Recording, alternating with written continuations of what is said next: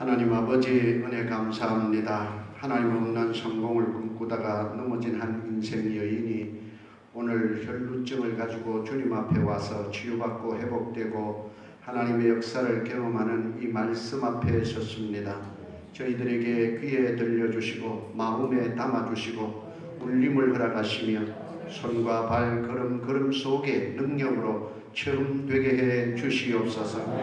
하나님 없는 성공 참 성공이 아님을 저희들이 깨닫게 하여 주시고 말씀을 저버린 승리를 참 승리로 착각하였고 기도 없는 번영을 참 번영이라고 포장하였던 우리의 삶, 행함이 없는 믿음으로 나의 삶을 위장하였고 어이없는 거짓된 믿음을 붙들고 살아가는 가련한 삶이었다면 새롭게 회복되고 고침받고 수정하고 교정받는 놀라운 은혜의 역사가 이 시간 일어나게 해 주시옵소서. 거짓 성공을 약속하는 마귀의 농간에 속아 살아온 저희들 이제 마귀를 정복하게 하여 주시옵소서.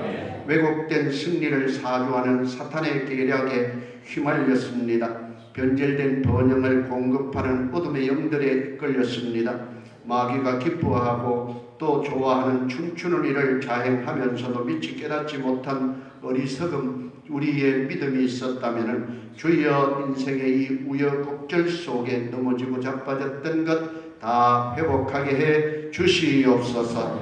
하나님 아버지 우리에게 다가온 고난과 아픔과 상처와 눈물들이 하나님이 나를 만들어 가시고 다시 가꾸어 가시는 새로운 작업임을 알게 해 주시옵소서. 하나님이 주신 비전을 바라보게 하시고 감사하며 성실과 인내로 나아갈 수 있도록 믿음의 힘을 더해 주시옵소서. 위대한 비전을 허락하신 더 높으신 하나님을 깨닫는 시간이 되게 해 주시옵소서. 영적 탈진의 무서운 재앙을 깨닫지 못하다가 이제 말씀 앞에 저희들을 새롭게 해주실 줄 믿고 섰사오니 십자가로 세워 주시옵소서. 부활의 능력으로 일으켜 주시옵소서. 하나님 없는 인생 성공 꿈꾸지 않고 이 땅에 천국 불법 체류자가 되어 불안의 삶을 살았던 이 혈루증 여인과 같은 우리의 신앙이 하나님 앞에 온전히 소생되게 해 주시옵소서. 하나님 아버지 우리 남목사님 또 신혜옥 사모님 함께 예물 드리면서 온 성도들의 영혼이 복구되고 회복되고 새로워지기를 원하고 있사오니 주여 이 예물을 받아주시며 온 성도와 우리 주의 종에게 큰 은혜와 능력이 임하게 해 주시옵소서. 예수님의 이름으로 기도하옵나이다. 아멘. 새벽에 나오신 여러분들을 주의 이름으로 축복합니다.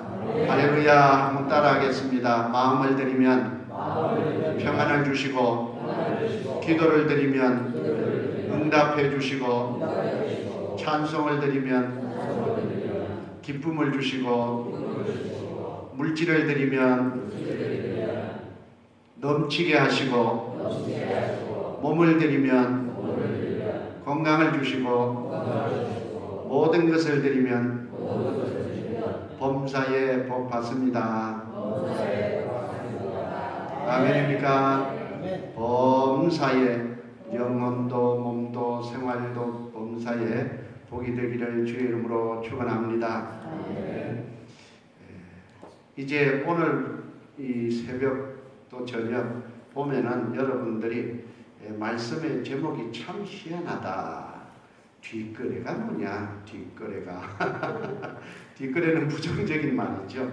앞에 정면으로 나서서 정당하게 대화하고 의논하고 또 거래를 성사시키고 서로 이루는 것이지 그것을 뒤에서 쑥덕거리면서 또 가만히 드러내놓지 않고 이렇게 비밀스럽게 하는 것, 이것이 뒷거래죠. 부정적인 의미가 있고 좀 어두운 뉘앙스가 풍겨지는데 오늘 성경에 보면은 예수님 뒤로 와서 예수님 뒤로 쩌락 잡고 영적 거래하고 수지 맞은 한 여인 있지 않습니까?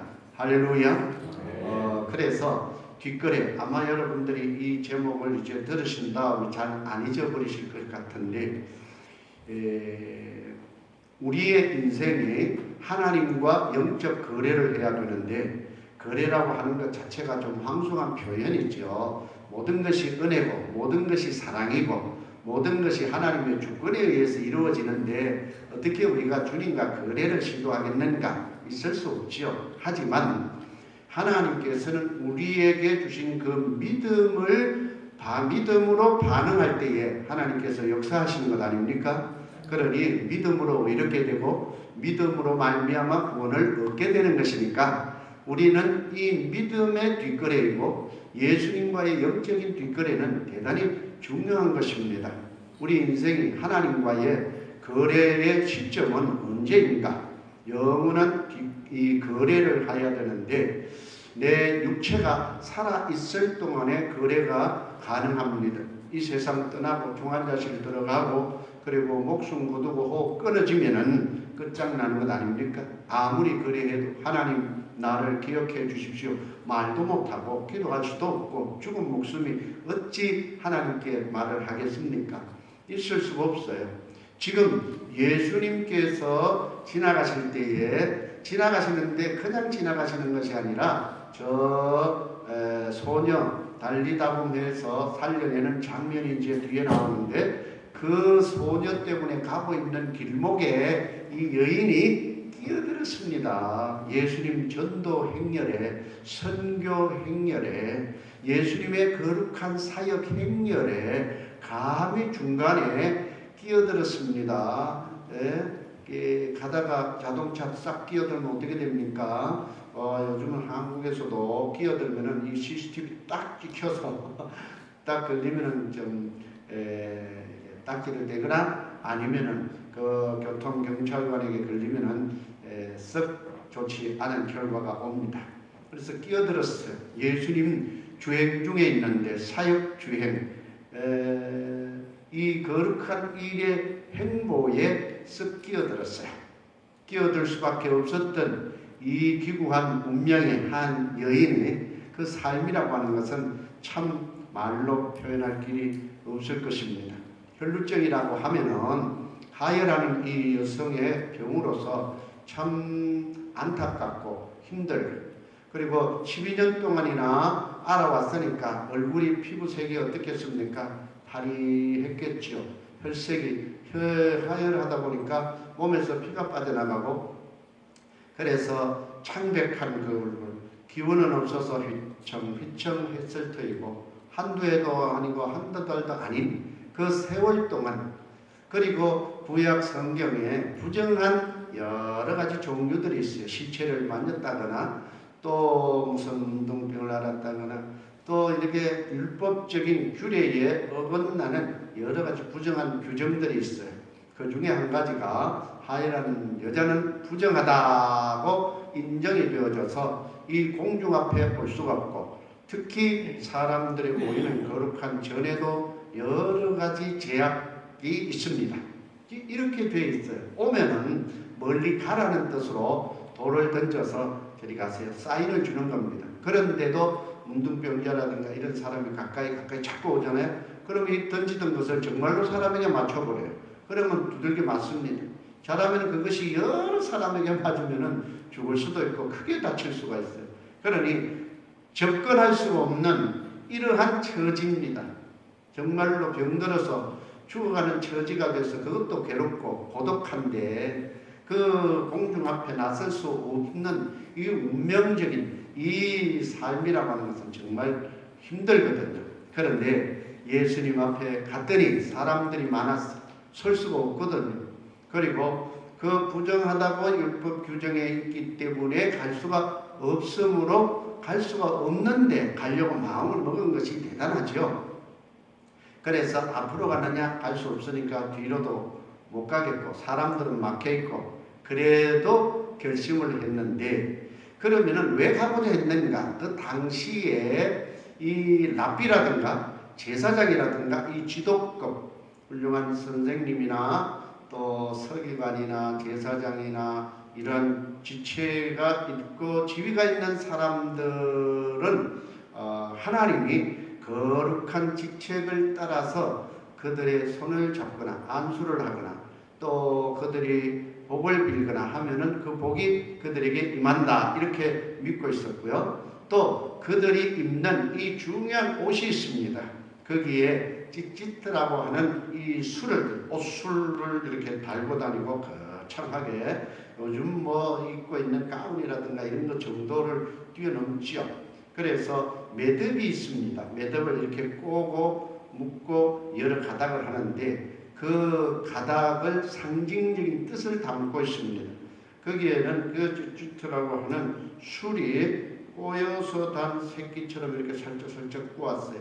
그것을 율법을 상징을 하는, 그래서 하지 말라 하는 365가지도 상징을 하고 하라고 하는 248가지를 상징을 해서 613가지를 상징하는 것이 하라 말라 하는 이 뜻이 담겨졌어요.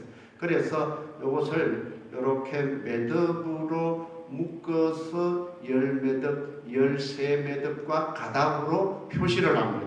그래서 613 그 율법의 조항, 이스라엘 백성이 왜 포로가 되었고 왜 남의 나라에 억울하게 눈물겨운 이 디아스포라가 됐는가 하는 그 문제를 해결하기 위해서 성경을 서기관들을 시켜서 연구해 보니까 말씀을 어긴 거예요. 율법을 어겼다. 그래서 찾아보니까 하라고 한 248가지를 하지 않은 게 많거든요. 하지 말라 한 거 365가지 안 한 게 많거든요. 그래서 율법을 못 지켜서 우리가 이 지경, 이 꼬라지가 됐으니까 이제는 율법을 지키자. 그래서 연구해서 찾아낸 것이 613가지거든요. 그것을 상징을 하면서 이 술에 달고 다닙니다. 랍비나 제사장이나. 그런데 그것을 아무나 손을 대거나 해서는 안 됩니다. 이방인이 손을 못 대고 부정하다고 한 사람이 손댈 수가 없어요. 그런데 될 수 있는 자격 있는 자가 있습니다. 그의 자녀는 될 수가 있습니다. 참 혜택이 주어지는 것이지요.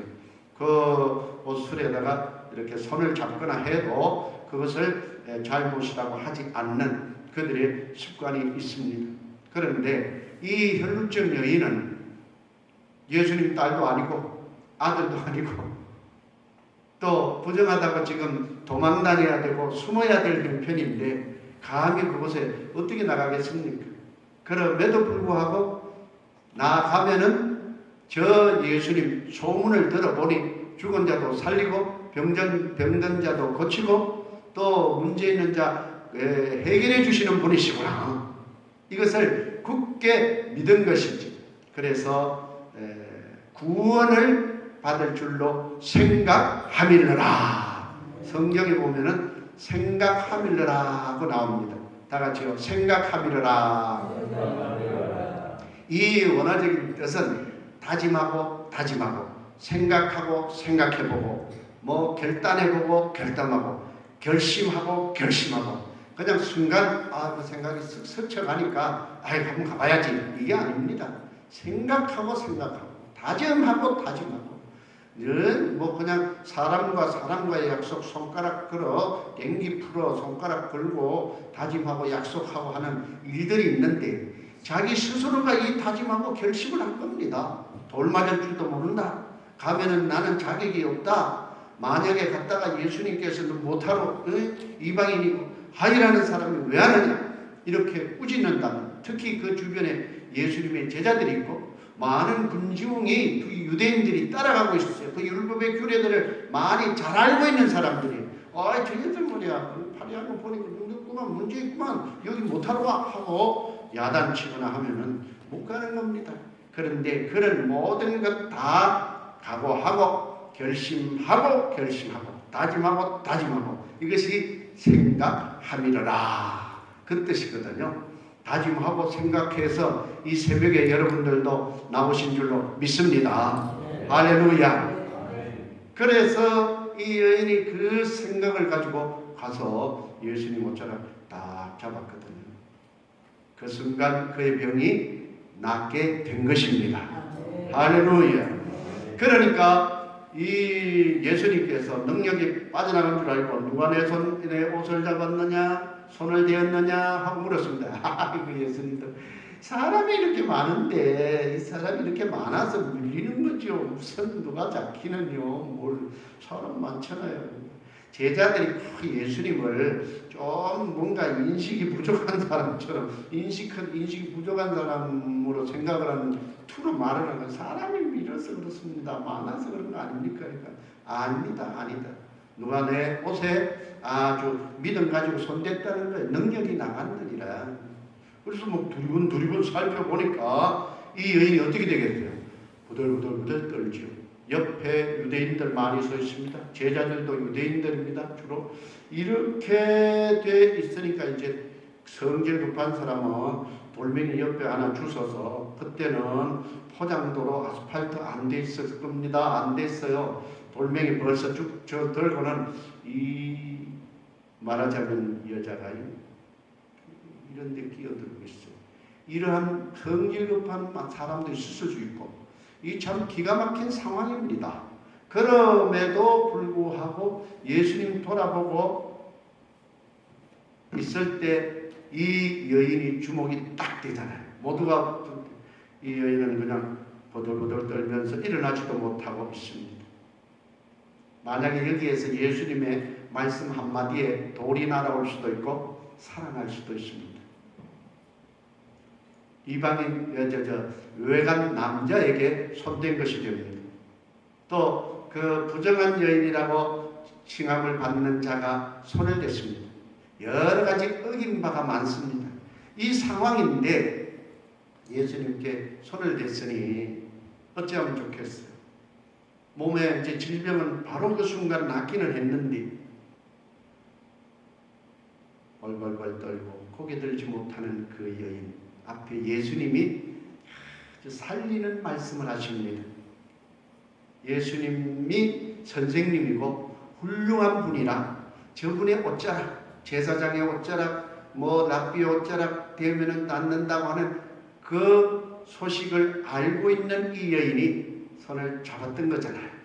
그럴 때 예수님께서 따라 안심하라. 내 믿음이 너를 구원하였느니라. 뭐 예수님이 언제 그 딸을 뒀습니까? 삼은 딸입니까? 양녀입니까? 맞습니다. 예수님께서 따라, 자녀는 손잡을 자격이 있습니다. 자녀는 제사장이든 랍비든 이렇게 손잡을 부정하든 어떤 간에 자녀는 손댈 수가 있는 자격이 있는데 예수님이 딸로 인정해 주신 것은 그를 사랑하는 주님의 마음의 표현이었습니다. 예수님 앞에 올 수 없는 자였습니다. 예수님 앞에 접근할 수 없는 접근 금지령이 떨어져 있는 부정한 여인이었습니다. 감히 가까이 할 수가 없는 자예요. 그럼에도 불구하고 가까이 한 것은 그의 믿음이었어요. 내 믿음이 너를 구원하였느니라. 낫게 하였느니라. 너를 새롭게 행복을 찾게 해 주셨느니라. 그러면은 이 믿음에 반응한 예수님의 선언을 보십시오. 딸이 아니지요. 자격 없지요. 부정하지요. 접근할 수 없지요. 그것도 뒤에 와서 가만히 이 은혜를 훔쳐간 자 아닙니까? 뒷거래로, 뒤쪽으로 와서. 그럼에도 불구하고 딸이라고 인정해 주시는 예수님, 이것이 은혜입니다. 이것이 주님의 마음입니다. 주님의 큰 사랑입니다. 우리는 원래 이방인이었고 그리스도 밖에 있었고 할례받지 않는 자들이고 그리스도 밖에서 허물과 죄로 죽었던 자들인데 어떻게 우리가 하나님의 은혜를 입어서 하나님의 아들, 딸들이 되었을까요? 하나님이 우리를 아들, 딸로 불러주셨기 때문입니다. 요한복음 1장 12절에 영접하는 자고 그 이름을 믿는 자들에게는 하나님의 자녀가 되는 권세를 주셨으니 우리는 뒷거래로 찾아온 자들 아닙니까? 자격 없는 자, 감히 정면 돌파하면서 앞으로 나와서 나 왔습니다. 예수님, 나 좀 한번 단판 한번 지어볼까요? 감히 그럴 자격이 없습니다. 허물과 죄로 죽었던 우리들이고 하나님이 우리를 자녀로 삼아주시지 않고 또 거듭나게 해주시지 않았다면 감히 접근할 수 없는 불행한 자, 멀리 있는 자, 원래 본질상 진노의 자녀, 원수였습니다. 하나님과 원수된 자, 하나님의 영광에 이르지 못하던 자였는데 하나님의 은혜로 말미암아 자녀 된 줄로 믿습니다. 이 여인을 보면서 우리는 그보다 더 열악한 처지, 열악한 조건에 처해 있던 자들, 그런데 하나님 주시는 은혜의 선물을 인하여 그 은혜를 인하여 믿음으로 말미암아 구원을 얻었나니 이것이 너희에게서 난 것이 아니요 하나님의 선물이라. 행위에서 난 것이 아니니 이는 너희로 누구든지 자랑치 못하게 하려 함이니라. 그래서 주님 앞에 나왔을 때 내 어깨 힘주고 목에 깁스해서 뻣뻣하게 나 이런 사람이여 할 수 없습니다. 이렇게 되어진 것도 주님의 은혜이니 주님만 칭찬받아야 되고 영광 받으셔야 될 줄로 믿습니다. 그래서 교회에서 힘주고 뻣뻣하고 그럴 수가 없는 것 아닙니까? 오로지 영광 받으실 분 있다면 주님이시고, 내가 무엇을 드린 것 있다면 드리게 힘 주신 분이 주님이시고, 물질 주신 분이 주님이시고, 재능 주신 분이 주님이시고, 내게 이러한 힘을 주신 분이 주님이시니 주님만 영광 받으시면 되는 것이지요. 자, 그런데요, 이 여인이 어떤 인생을 살았습니까? 공중 앞에 못 났습니다. 출근을 제대로 했겠습니까? 일하러 나갔겠습니까? 직장을 제대로 가졌겠습니까?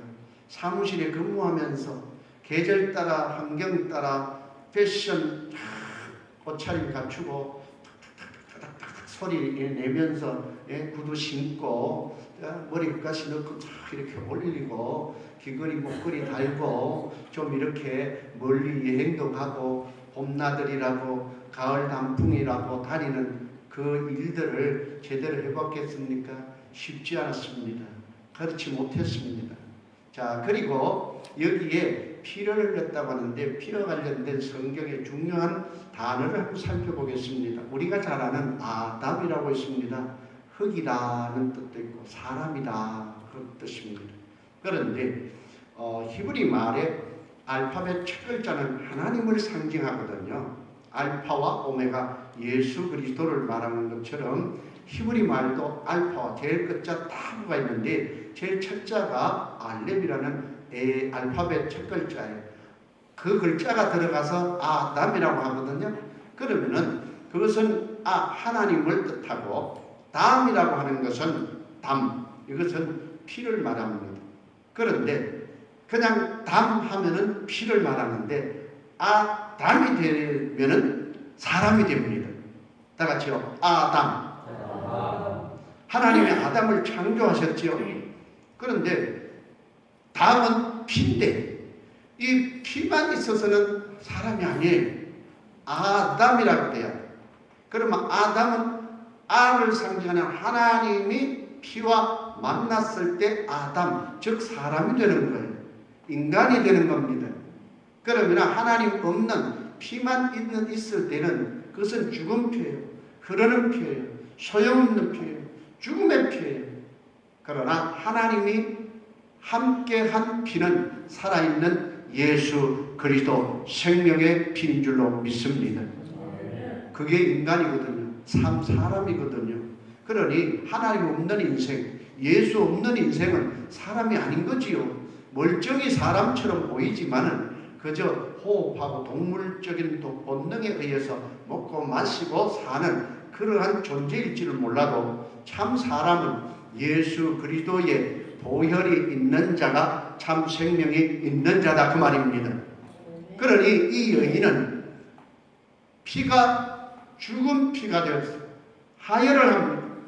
피를 쏟습니다. 참 사람의 인생을 살아오지 못했어요. 사람 앞에 나서서도 안 되고 나설 수 있는 자격이 주어지지 못했습니다. 그런데 하나님이 만나주시는 순간, 만나는 것을 거룩하신 여호와 하나님이라고 하는 구약적인 그런 하나님 우리 못 만나잖아요. 그런데 하나님이 이 땅에 사람의 몸을 입고 오신 예수 그리스도로 말미암아 이 죽은 피가 있지만은 동물에 불과한 존재, 그러나 예수 그리스도를 만나는 순간 우리는 새로운 피조물이 된 줄로 믿습니다.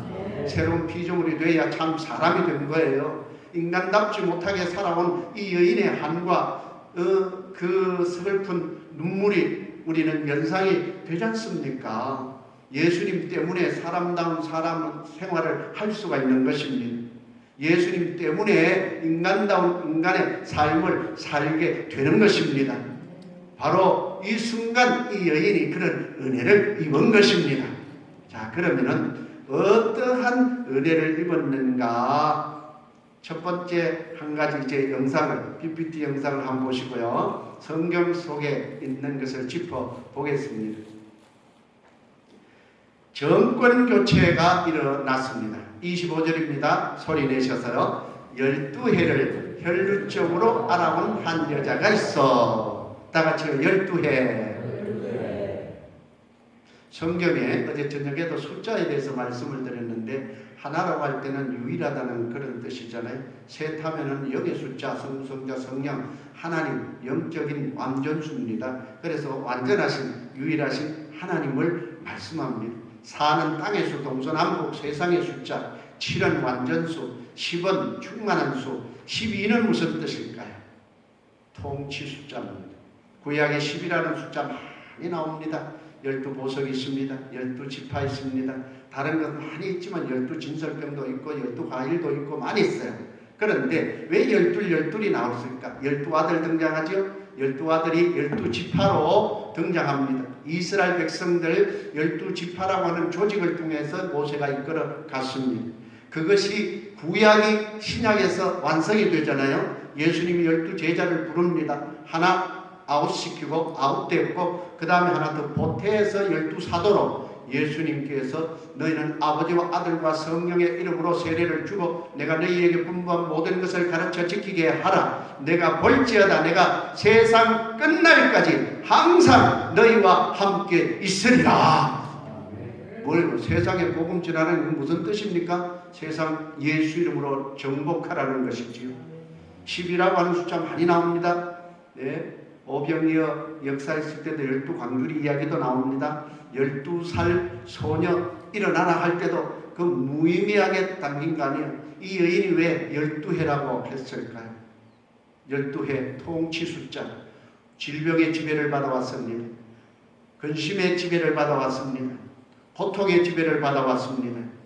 어찌 보면은 뿌리를 찾아가면 죄의 지배요 사탄의 지배지요. 지금까지 사탄의 지배, 마귀의 지배, 세상의 지배, 주님 없는, 하나님 없는 통치를 받아왔다 그 말이에요. 그런데 예수님 뒤로 가서 뒷거래 참 잘했습니다. 뒷거래 예수님 뒤 옷자락 살짝 잡는 순간 그의 주인은 예수님으로 바뀐 것입니다. 통치가 마귀가 아닙니다. 사탄은 떠나갔습니다. 질병은 없어졌습니다. 그의 근심도 떠나가고 문제도 떠나갔습니다. 바로 그 손대는 순간 뒷거래 딱 하는 순간 예수님의 능력으로 예수님이 그 안에 오셔서 내 믿음이 너를 구원하였느니라. 예수님이 주인 되어 주셨습니다. 왕이 되셨습니다. 정권 교체가 일어난 것이죠. 민주당, 공화당, 무슨 민주당, 한국당 이 정권 교체만 일어나도 세상이 그렇게 변하고 근심 걱정이 많지요. 대한민국 보면서 이렇게 정권 교체 오니까 이런 사건이 터지는데 우리 인생에 사탄이 지배하고 죄가 지배하고 이 세월을 12년 뭡니까? 단순히 12년이라는 것이 아니라 통치 세월입니다. 어둠의 통치였습니다. 죄의 통치였습니다. 고통의 통치였습니다. 그런데 예수님이 드디어 다스리기 시작했습니다. 지금까지 내 고집과 내 철학과 내 주관과 내 뜻과 주님을 잘 섬기고 내가 예수님 알 만큼 알아요. 왜 성경 알 만큼 압니다. 기독교 상식 풍성합니다. 그래서 내가 믿는 내가 소신을 가지고 있는 자칫하면 신령을 가지고 믿음 생활로 오해하면 안 됩니다. 우리의 생활은 믿음은 신념이 아니라 신앙이라야 됩니다. 신앙은 바탕이 있어야 돼요. 근거 바탕이 하나님의 말씀 성경입니다. 대상은 하나님이십니다. 그것을 믿는 이 신앙으로 살 때 우리 주님이 나를 통치해 주실 줄로 믿습니다. 정권 교체 주의로 내 마음 내 진념이 강합니다. 내 소신이 대단합니다. 누구도 못 긁습니다. 이거는 부모도 못 긁고 목사님도 못 긁고 뭐 장로님도 못 긁고 그렇습니까? 주님도 못 긁습니까? 주님도 이것을 못 긁습니다. 그렇다면 이 여인은 계속 그 통치받아야 되는데 이제는 주님 앞에 내 집념도 내 고집도 내 사상도 내 신념도 다 내려놓고 부끄럽지만은 정말로 주님 앞에 이 기회를 통해서 뒷옷자락을 잡는 마음으로 뒷거래를 통해서 믿음으로 승리하기를 주의 이름으로 축원합니다. 이 은혜를 입은 거예요. 정권 교체가 일어났어요. 무슨 믿음이었을까? 세 가지를 한번 보겠습니다. 두 번째 보겠습니다. 사회를 돌파했습니다. 26절입니다. 또 크게요. 많은 의사에게 많은 괴로움을 받았고 가진 것도 다 허비하였으되 아무 효용이 없고 도리어 더 중하여졌던 차에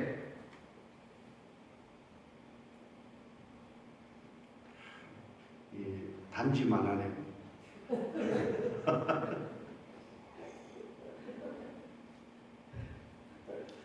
예, 다 같이 아무 효험이 없고